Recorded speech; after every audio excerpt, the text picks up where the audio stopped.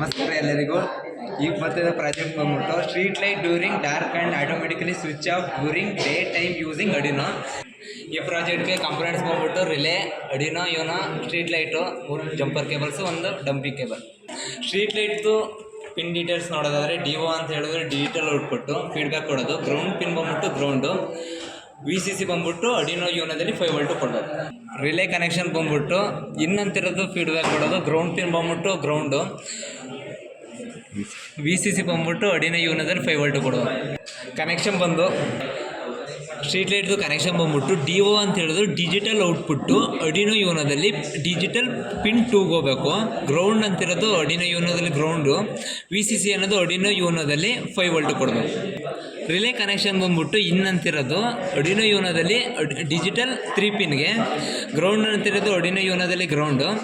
VCC ಇರೋದು ಅಂದರೆ ಅಡಿನೋ ಯೋನೋದಲ್ಲಿ 5 ವೋಲ್ಟು.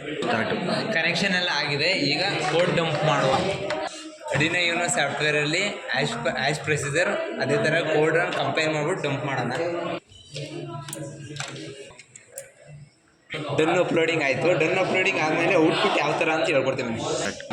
ಡೇ ಟೈಮಲ್ಲಿ ಸ್ಟ್ರೀಟ್ ಲೈಟು ಆಫ್ ಆಗಿರಬೇಕು. ಡಾರ್ಕ್ ಟೈಮಲ್ಲಿ ಲೈಟು ಆನ್ ಆಗಬೇಕು. ಔಟ್ಪುಟ್ನ ನಾವು ಯಾವ ಥರ ನೋಡ್ಬೋದು ಅಂತ ಹೇಳಿದ್ರೆ ರಿಲೇಲಿ ನಾವು ಔಟ್ಪುಟ್ ನೋಡ್ಬೋದು. ಸ್ಟ್ರೀಟ್ ಲೈಟ್ದು ಔಟ್ಪುಟ್ ಯಾವ ಥರ ಅಂತ ಹೇಳಿದ್ರೆ ಅವಾಗಲೇ ಹೇಳ್ದಂಗೆ ಡಾರ್ಕ್ ಇದ್ದಾಗ ಆನ್ ಆಗಿರಬೇಕು. ಈಗ ರಿಲೇ ಲೈಟ್ ಆನ್ ಆಗಿದೆ. ಈಗ ಏನಾರ ಲೈಟ್ ಆನ್ ಆದಾಗ ರಿಲೇ ಲೈಟ್ ಆಫ್ ಆಗಬೇಕು. ಆಫ್ ಆಗಿದೆ ರಿಲೇ ಲೈಟು. ಈಗೇನಂದರೆ ನಾವು ಡಾರ್ಕ್ ಟೈಮಲ್ಲಿ ಕೊಟ್ಟಾಗ ಆನ್ ಆಗಿದೆ ರಿಲೇ. ಧನ್ಯವಾದಗಳು.